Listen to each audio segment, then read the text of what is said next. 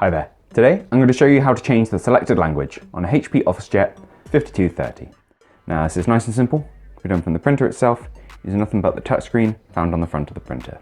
Now although my printer is currently set to English, I'm going to make any of the button presses I do very clear so you can follow this guide regardless of what language your printer is in, what language you'd like it changed to.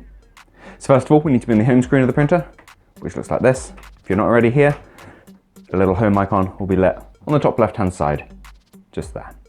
We're going to drag ourselves along using the touchscreen until setup is exposed, which is represented by this little cog icon. Press to go into that, and then we need to go into preferences, which is the very top option. And once we're in preferences, language is the second one down, as you can see here. And here we have a full list of all the different languages your printer uses. You use the touchscreen to navigate through those and select whichever one you would like.